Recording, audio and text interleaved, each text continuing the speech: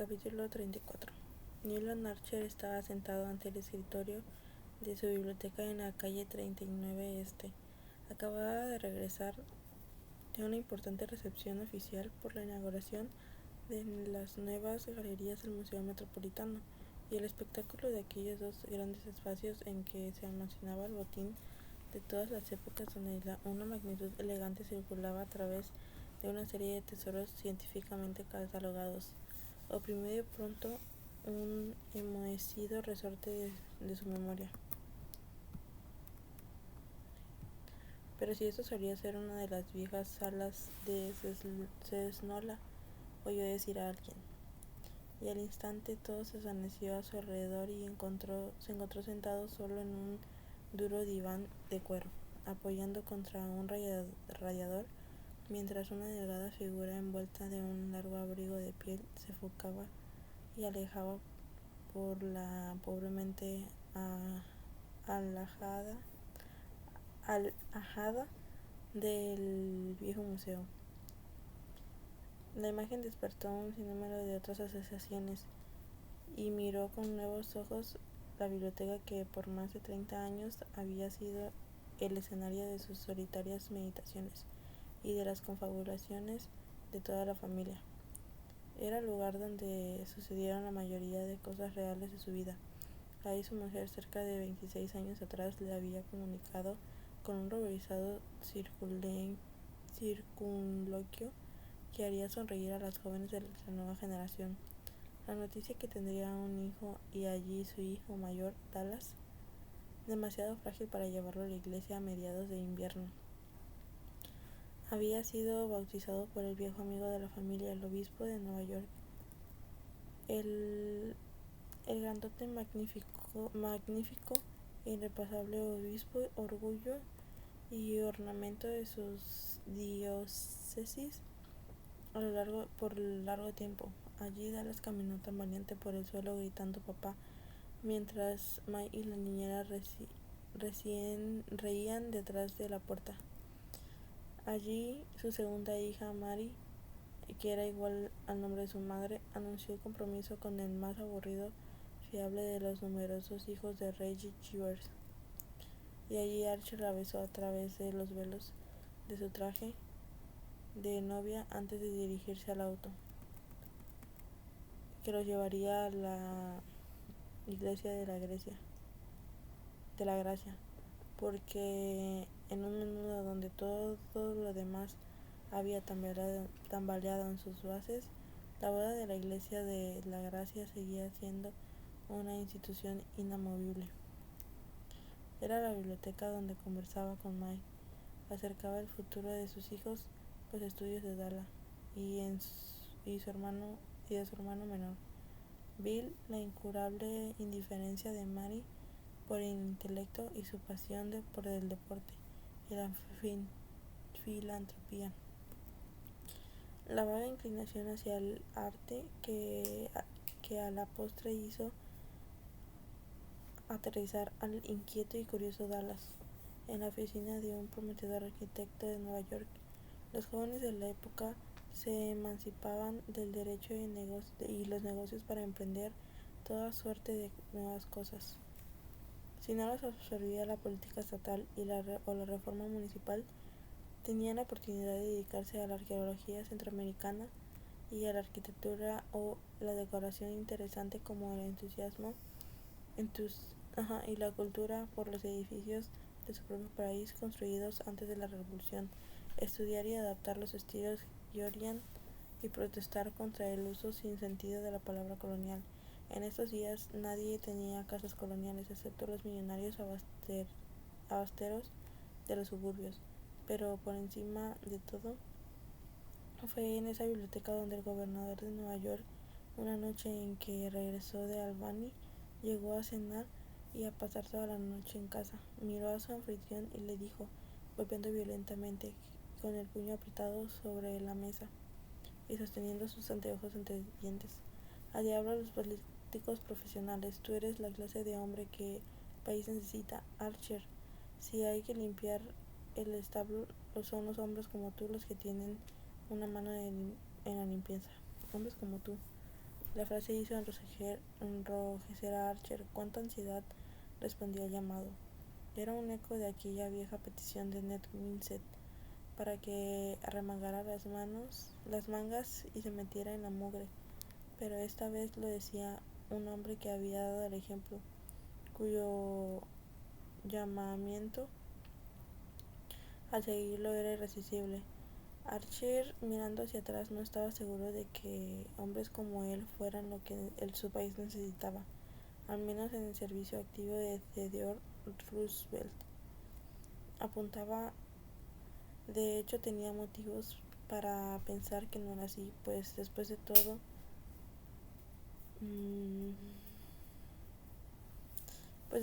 después de un año de asamblea del Estado no había sido reelecto y había retirado muy agradecido al obscuro aunque útil trabajo municipal, y de ahí había pasado a la redacción ocasional de artículos en uno de los seminarios reformistas que trataban de sacar al país de su apatía. Era harto poco como para rememorarlo, pero cuando recordaba las aspiraciones de los jóvenes de su generación y de su clase, aún su pequeña contribución al nuevo estado de cosas le pareció valedera, así como cada ladrillo cuenta una muralla bien construida. Había actuado poco en la vida pública. Siempre sería por naturaleza un hombre contemplativo y diletante, gracias a que tuvo grandes cosas que contemplar, grandes cosas que deleitarse, y la amistad de un hombre que su fuerza y orgullo había sido, en resumen, lo que la gente empezaba a llamar un buen ciudadano. En Nueva York, a lo largo de muchos años, todo nuevo movimiento filantrópico, municipal o artístico tomó en cuenta su opinión y buscó su apoyo. La gente decía: «Pregúntenle a Archer». Cuando se trataba de hacer funcionar la primera escuela para niños inválidos, reorganizar el Museo de Arte, fundar el Club Grolier, inaugurar la nueva biblioteca o poner en marcha una sociedad de música de cámara, tenía días llenos y llenados decentemente. Pensaba que eso era todo lo que un hombre debía pedir. Había algo que se había perdido, la flor de la vida, pero lo consideraba como algo tan inalcanzable e improbable que lamentarse ahora que habría sido como desesperarse porque uno no se sacó el primer premio de la lotería. 100 millones de boletos en su lotería, un solo premio. Suerte le había sido decisivamente adversa cuando pensaba en Elena Olenska. Lo hacía de forma abstracta, serena, como se puede pensar en algún amor imaginario de un libro o de un cuadro. Ella había llegado a ser la imagen que abarcaba todo lo que él había perdido, una imagen indefinida y tenue como era. Le había impedido pensar en otras mujeres y había sido lo que llamaba un marido fiel. Y cuando May murió repentinamente de una neumonía infecciosa que le contagiara el menor de sus hijos, la lloró sinceramente.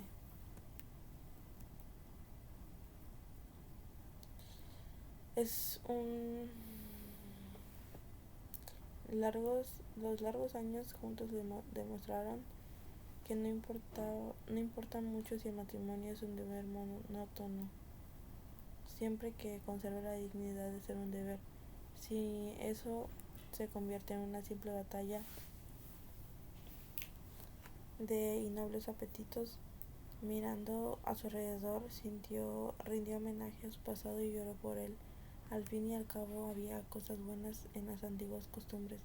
Al recorrer con la mirada la habitación decorada por Dallas, con grabados ingleses, vitrinas Chippendale, piezas cogidas de porcelana y lámparas eléctricas que daban una agradable luz, sus ojos se posaron sobre el viejo escritorio de East Lake, del que nunca quiso desprenderse. Sobre la primera fotografía de Michael todavía permanecía en su lugar del tintero. Allí estaba, alta, con su pecho redondo y esbelto, con su vestido de muselina almidonada y su sombrero de paja que se movía con el viento, tal como vio bajo los naranjos en el jardín de la misión. Y tal como viera ese día permaneció ella siempre, nunca exactamente a la misma altura, pero nunca más bajo, generosa, leal, inalcanzable, pero sin una gota de imaginación, pero tan incapaz de creer que el mundo de su juventud cayó en pedazos y se reconstruyó a sí mismo sin que ella hubiera tenido noción del cambio. Esta resistente y brillante ceguera guardó su horizonte inmediato aparentemente sin alteración.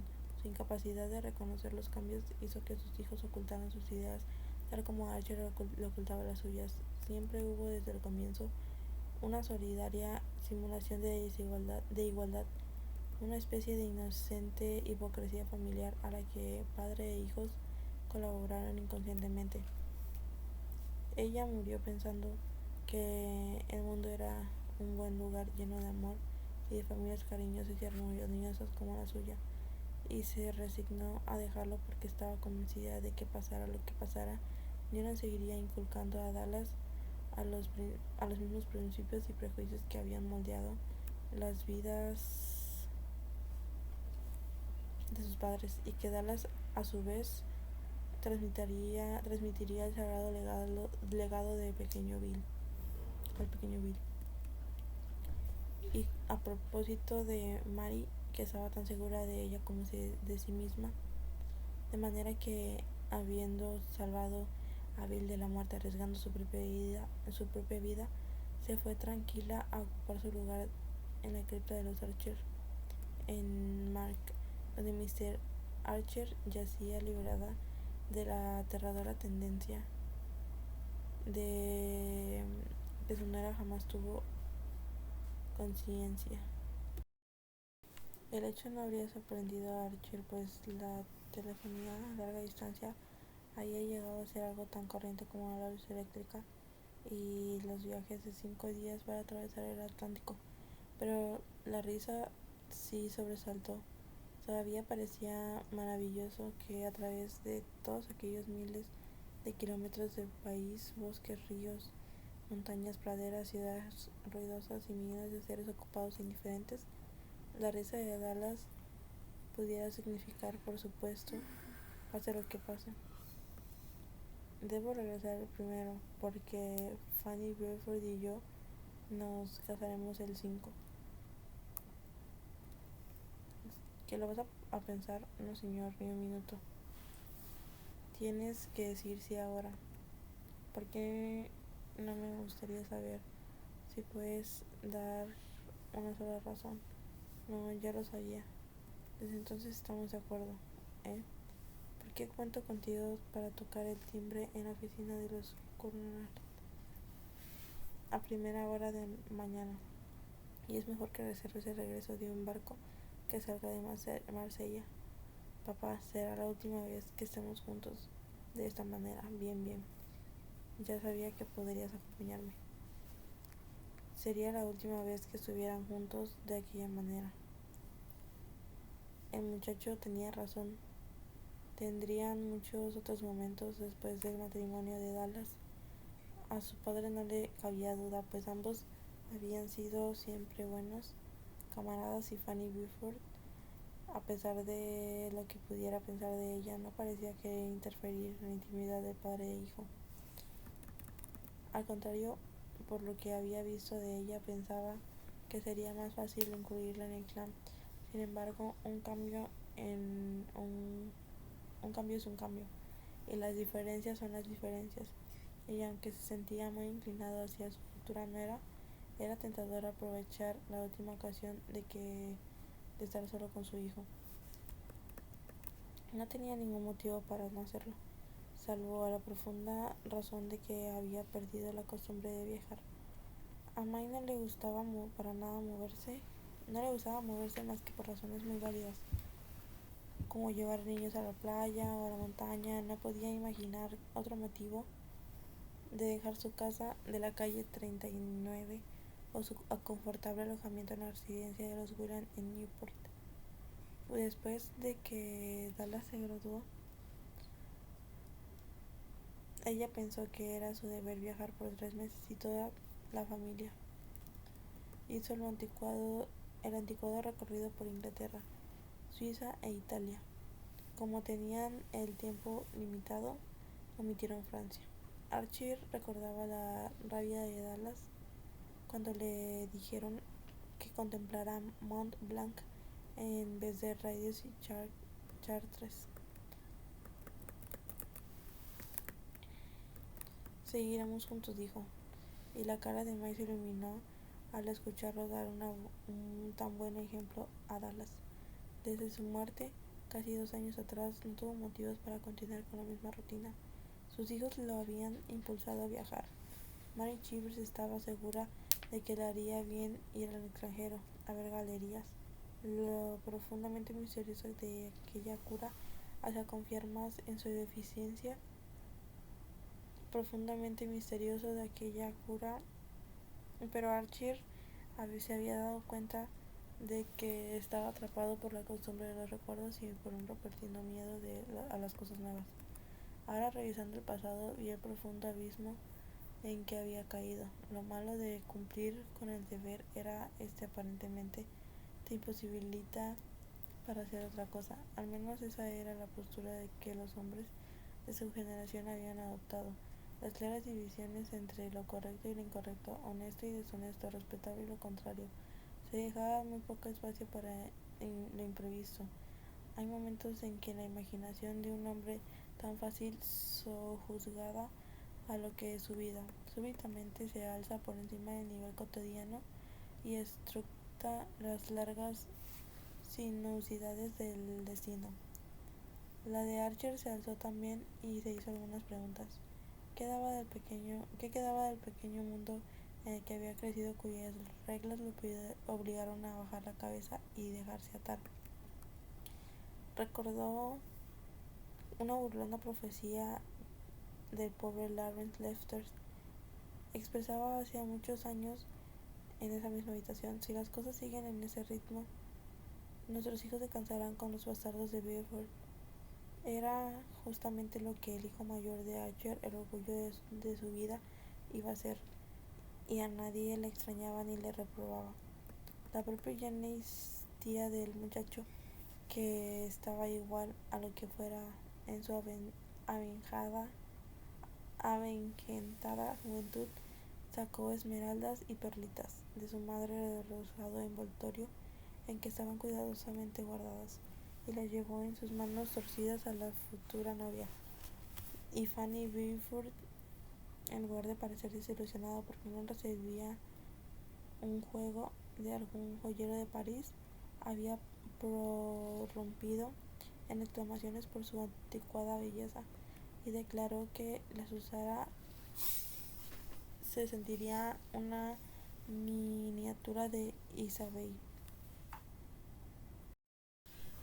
Fanny Beaufort, que apareció en Nueva York a los 18 años después de la muerte de sus padres, se ganó el corazón de muchos como Madame Olenska lo hiciera a los 30 años atrás, solo que en vez de desconfiar de ella y tenerle miedo, la sociedad la acogió alegremente como algo muy normal.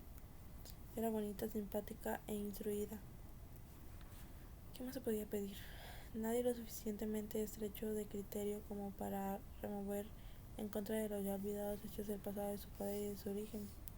Solo la gente mayor recordaba aquel hecho tan obscuro en la vida de los negocios de Nueva York como fue la caída de Beaufort, y el hecho de que después de su muerte su esposa se hubiera casado calladamente con la mal afamada Fanny Ring, y que hubiera dejado el país con su nueva esposa, y una niñita heredó la belleza de su madre.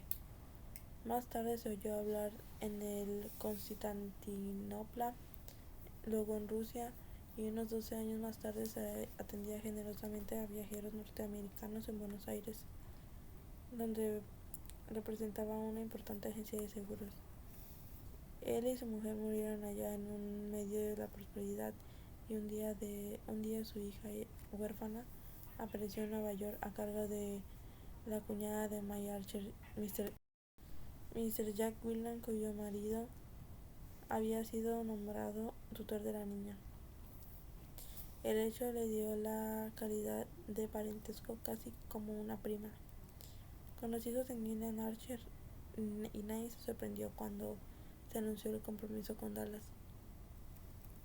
Hacía tiempo que no se agitaba ni encabritaba así bajo su amplia chaqueta, dejándolo al minuto siguiente con el pecho vacío y la frente ardiente. Se preguntaba si fue así como se condujo él de su hijo en presencia de Miss Fanny Beerford, y decidió que no. Funciona con la misma actividad, sin duda, pero el ritmo es diferente, reflexionó, recordando la fría calma con que el joven había anunciado su compromiso, tomando un hecho de que la familia lo aprobaría.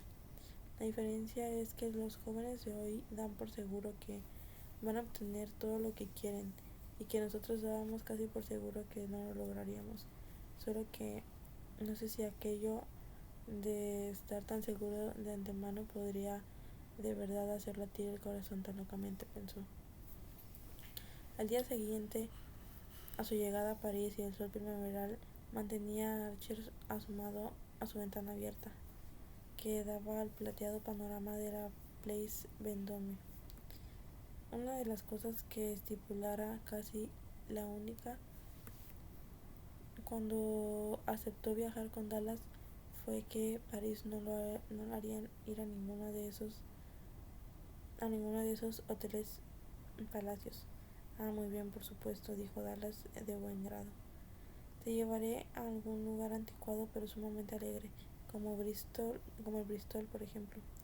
Su padre se quedó sin habla al escuchar que el que fuera durante siglos hogar de reyes y emperadores era ahora considerado como una anticuada posada, donde se iba en sus pintorescas incomodidades y nostálgico sabor local. Archer se imaginó muy a menudo durante los primeros impacientes años la escena de regreso a París. Luego la imagen personal se había desvanecido y simplemente trató de ver la ciudad como entorno de la viuda de Madame Olenska. Ahora tenía ante él el pasado de moda, el espectáculo de toda su gloria. Mientras contemplaba, se sintió tímido, pasado de moda, inadecuado, una mísera partícula gris de hombre comprado con el insensible magnífico individuo que soñó ser. La mano de Dallas se apoyó cariñosamente en su hombro. Hola, padre. Esto es algo maravilloso, ¿no es verdad? A propósito, tengo un mensaje para ti. La condesa Olenska nos espera a ambos a las 5:30. No te lo había dicho, prosiguió Dallas. Fanny me hizo jurar que haría 3 cosas en París: conseguirle la partitura de las últimas canciones de Debussy, ir al Grand Guignol y visitar a la Madame Olenska. Ella fue muy buena con Fanny cuando Mr. Beerford la mandó desde Buenos Aires a la Asunción. Fanny no tenía ningún amigo en París, y Madame Olenska fue cariñosa con ella y la sacaba a pasear en coche los días de fiesta. Me parece que fue gran amiga de la primera Mr. Beerford, y es prima tuya, además, de modo que la llamé en la mañana antes de salir. Dije que estábamos aquí por un par de días y que queríamos verla. ¿Me dijiste que yo estaba aquí? Por supuesto, ¿por qué no? Dime, papá, ¿cómo era? Vamos, confiésalo, ustedes fueron grandes amigos, ¿no es cierto? ¿Verdad que era increíblemente bonita? Bonita, no sé, era diferente. Ahí tienes. Eso es lo que sucede siempre, ¿no es así? Cuando aparece es diferente, y cuando no, ¿sabes por qué? Es exactamente lo que siento por Fanny. Lo que sientes por Fanny, pero, querido muchacho, Así lo espero, solo que no veo. Déjate de cosas, papá, no seas prehistórico. ¿No fue ella una vez tu Fanny? Dallas pertenecía en cuerpo y alma a la nueva generación. Era el primer hijo de Newland y May Archer. Sin embargo, nunca fue posible inculcarle ni la más mínima reserva. ¿Para qué tanto misterio? Lo único que logra es que la gente quiera descubrirlo, objetaba cada vez que ponía la indiscreción. ¿Mi Fanny? Bueno, la mujer por quien hubieras echado todo a la borda, solo que no lo hiciste. No lo hice. No, fuiste muy anticuado, muy viejo, mi viejo querido, pero mamá me dijo, ¿tu madre? Sí, el día antes de morir fue cuando me mandó a llamar a mí solo, ¿te acuerdas? Dijo que ella sabía que estábamos seguros contigo y que siempre sería así, porque una vez cuando ella te lo pidió, tú renunciaste a lo que más querías. Archie recibió esa extraña información en silencio. Sus ojos enceguecidos seguían fijos en la azulada plaza bajo la ventana. Al cabo de un rato dijo en voz baja, nunca me lo pidió. No, me había olvidado que ustedes nunca se pidieron nada uno al otro, ¿no es verdad? Y tampoco se contaron nada, simplemente se sentaban y se miraban y adivinaban lo que pasaba en su interior, realmente como un asilo de sordomudos. Bueno, aplaudo que tu generación por haber conocido más los pensamientos privados del otro, ya que no tenemos tiempo para descubrir ni siquiera lo que hay dentro de nosotros mismos. Oye, papá, exclamó Dallas, ¿estás enojado conmigo? Si es así, vamos a almorzar al Henry para reconciliarnos. Archer no acompañó a su hijo a Versalles. Prefería pasar la tarde solo vagando por París. No tenía que enfrentarse de inmediato con los remordimientos acumulados y los recuerdos borrados de una vida de silencio. Pronto dejó de lamentar la indiscreción de Dallas. Sintió que le quitaban la atadura de acero del corazón al saber que después de todo alguien había adivinado y le había tenido compasión, y en ese momento ese alguien había sido su mujer. Lo conmovió de manera indescriptible. Dallas, con toda la cariñosa perspicacia, jamás lo hubiera entendido.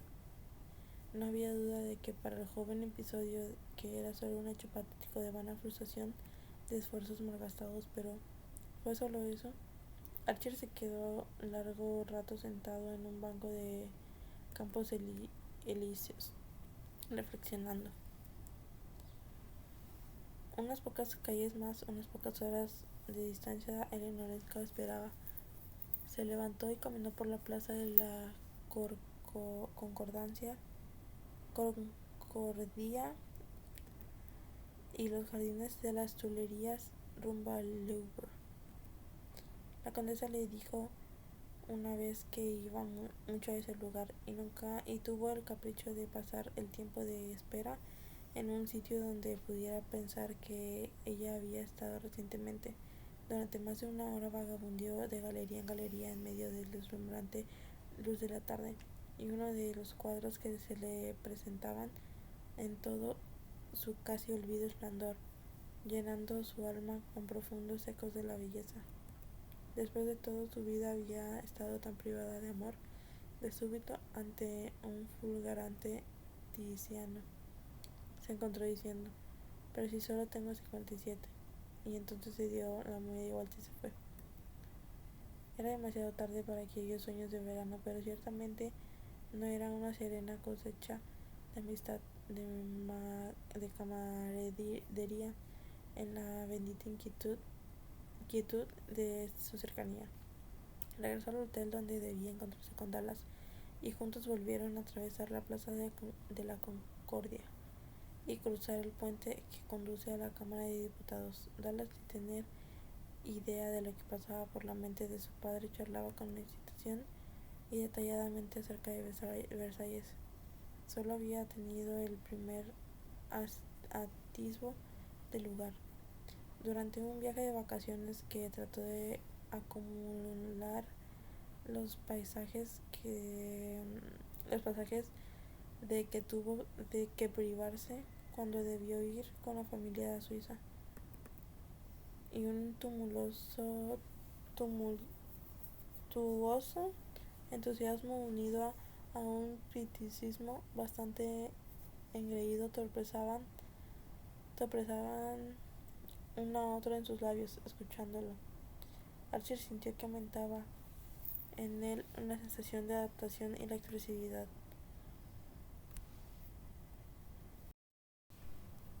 El muchacho era sensible, lo sabía,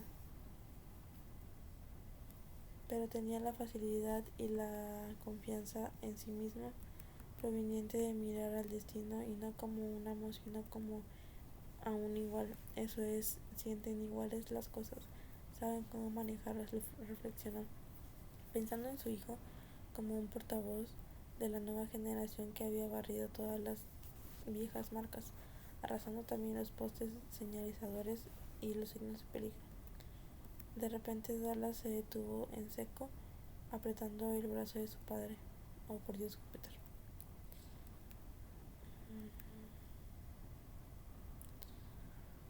Por cerca de 30 años la vida de la condesa, de la cual extrañamente había sabido tan poco, había, había transcurrido en esa rica atmósfera que Archer ya sentía como demasiado densa y no obstante demasiado estimulante para sus pulmones.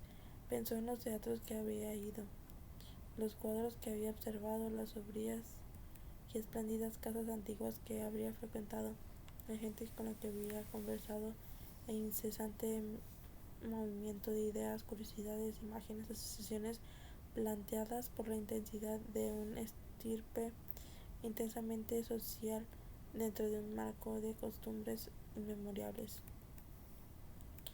Archer no volvió a ver a Rivière ni oyó hablar de él por cerca de 30 años, y ese hecho daba la medida de su ignorancia acerca de la existencia de Madame Nenska, más de la mitad de la vida que los separaba, y ella había pasado ese intervalo entre gente que él no conocía, en una sociedad que apenas intuía, en condiciones que nunca podría comprender enteramente. Durante aquel tiempo él vivió su juvenil recuerdo de ella, pero ella sin duda tuvo otra compañía más tangible. Quizás también guardó su recuerdo como algo especial, pero si lo hizo debió ser como una reliquia dentro de una pequeña capilla oscura donde no había tiempo para rezar todos los días. Habían atravesado la plaza de los Inválidos y caminaban por una calle muy transitada que bordeaba el edificio. Era un barrio tranquilo después de todo, a pesar de su esplendor y su historia. Ese hecho daba una idea de riquezas que París podría recurrir, ya que escenas como aquella estaban reservadas a la minoría y al insignificante. El día se desvanecía en una suave y vaga resolana agujereada aquí y allá por una amarillenta luz eléctrica, y había pocos transeúntes en la pequeña plaza a la que habían llegado. Dallas se detuvo otra vez, miró hacia arriba. Debe ser allí. ¿Cuál piso será?, conjuró Dallas, acercándose al porte cohere. Metió la cabeza dentro de la ventanilla del portero y volvió diciendo: el quinto, debe ser el toldo. Sabes, son cerca de las 6, recordó que al cabo de unos minutos su hijo. Creo que me sentaré allí un momento, dijo. ¿Por qué no te sientes bien?, exclamó su hijo. Oh, perfectamente bien, pero quisiera que subieras sin mí, por favor. Pero papá, ¿eso significa que no quieres subir? No lo sé. Si no subes, ella no lo entenderá. Anda, hijo mío, tal vez te siga. ¿Pero qué diablos le voy a decir? Hijo, tú siempre sabes qué decir. Está bien, le diré que eres un anticuado y que prefieres subir 5 pisos a pie porque no te gustan los ascensores. Su padre volvió a sonreír. Dile que soy anticuado, con eso basta. Dallas volvió a mirarlo y luego de un gesto incredulidad desapareció de su vista bajo el abovedado portal. Archer se sentó en el banco y siguió mirando el balcón del toldillo. Calculó el tiempo que que es su hijo en llegar al quinto piso en el ascensor, tocar el timbre y ser introducido al vestíbulo. Y luego escoltado hasta el salón, se imaginó a Dallas entrando en ese cuarto con un paso rápido y seguro y con su encantadora sonrisa, y se preguntó si la gente tenía razón cuando decía que su hijo había salido a él. Después trató de ver a las personas ya en el salón, porque probablemente a esa hora en que se recibían visitas debía haber más de una, entre ellas una dama morena, pálida de pelo negro, que miraría vivamente. Casi levantaba su asiento y extendería una mano larga y fina con 3 anillos en sus dedos. Pensó que estaría sentada en un sofá junto al fuego, y tras ella una mesa con un gran ramo de azaleas. Es real para mí desde que se hubiera subido, se oyó decir de súbito, y el miedo de aquella última sombra de realidad perdiera su contorno lo mantuvo pegado a su asiento a medida que los minutos pasaban uno tras otro. Permaneció así mucho tiempo mientras el crepúsculo se hacía más denso sin quitar los ojos del balcón, hasta que brilló una luz a través de las ventanas y en un momento un sirviente salió al balcón, levantó el toldillo, cerró los postigos. Entonces, como si hubiera sido la señal que esperaba, Newland Archer se levantó lentamente y regresó caminando solo a su hotel.